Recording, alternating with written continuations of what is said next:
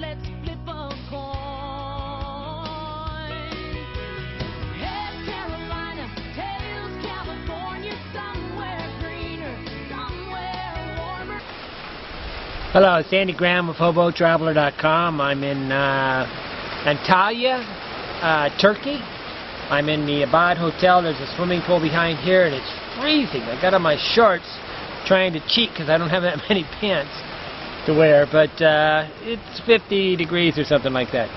Okay. I traveled nonstop, 16 plus years, went to 106 countries, and I got a question here. I answer a global question.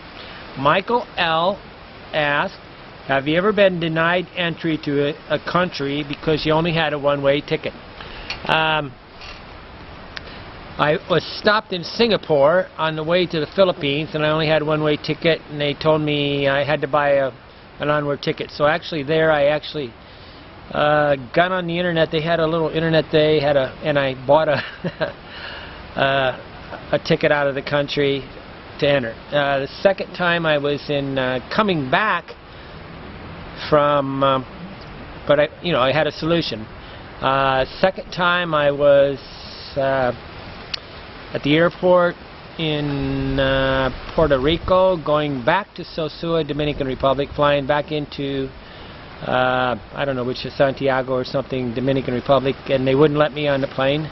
So I walked over to the thing, opened up my computer, actually manufactured an onward ticket, and then went back to the counter. So I just said, wait a minute, I got to go find it, and then I went and made one. A lot of the airline workers want plausible deniability. They just want anything and everything. They don't care what you give them. I think the actual airline wants you to have the onward ticket so they can make money.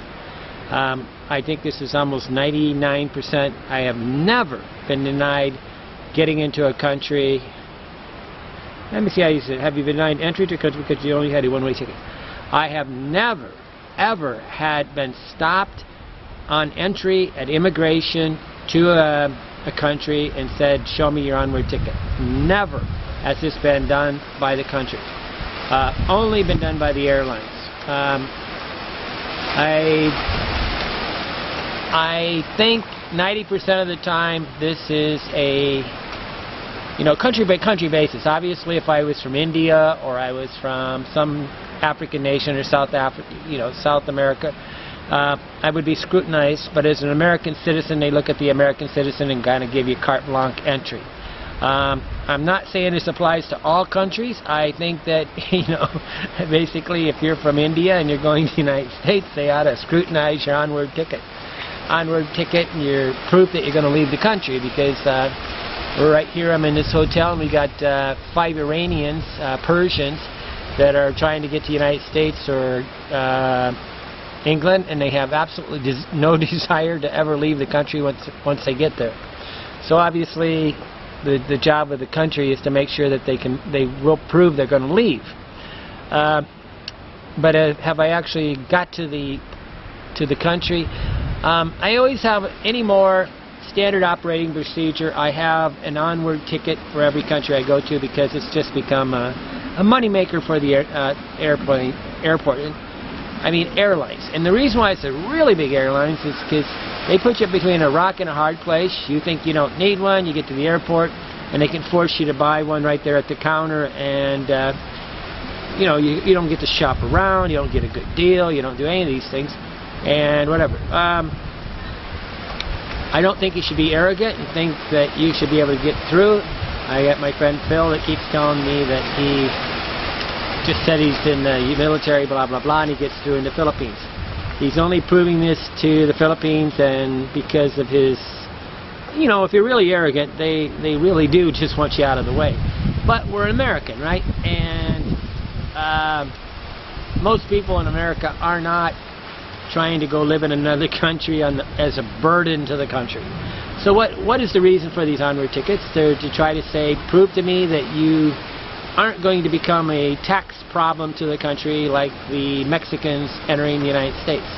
I don't mind the rich entering, but obviously there's people that are wanting to get on the they'll get on the welfare system, and they won't be contributing members to to the economy. I'm not saying this is all or nothing. I'm saying that our goal is to bring into people that help our country become better. That's my goal. I don't know if that's the other. You know, I'm sure that a lot of the Mexican politicians that are been here for a generation or two want Mexicans to come so that they can vote for them and keep them in office. But it's a Charlie Foxtrot, guys. But as far as actually where does this emanate, if you can get on the plane, you're going to enter the country. Now, I guess I've made an application for Cote d'Ivoire in Thailand, and a couple different times I've had to show a round-trip ticket as part of a visa application, and I do recommend you get really good at making these things. I will tell you one-on-one, I can tell you how to do this. I'm obviously not going to... this is probably encouraging people to break the law, and I'm not wanting you to break the law. I want the law really... I'm civil disobedience, so what are you going to call it? I disobey it because I think the way they're doing it... I'm not going to buy a round-trip ticket to Cote d'Ivoire than have them turn me down on a visa, because I'll have more trouble getting that money back. And on the other side is... It's really a bunch of laws that conflict each other, and they haven't thought it through correctly, and they're really making people violate the laws, which in turn make it so they can... Some countries like Nigeria or something would do this so that they could get you to try to bribe them, because that's the only way to solve the problem. But I finally got a shadow right in my face. I'm sorry, I don't know how to get this. It's really windy today. I went up on top of the roof, but it don't work. I hope that answers your question. It's standard operating procedure. I get an Onward ticket any country I do. I buy one-way tickets almost 99% of the time, but I always have the Onward ticket that is plausible deniability for the employee working at the counter. Do I buy an Onward ticket that's actually good? No. So there is ways to do this, and I am sad that I have to admit that I do it. I'm not ashamed of it. I think it's just ridiculous that I'm supposed to tell you the exact date I'm leaving a country when I don't know.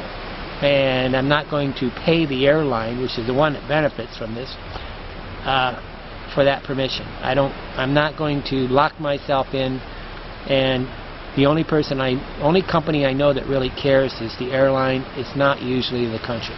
Okay, Andy Graham, hobotraveler.com, and Antalya.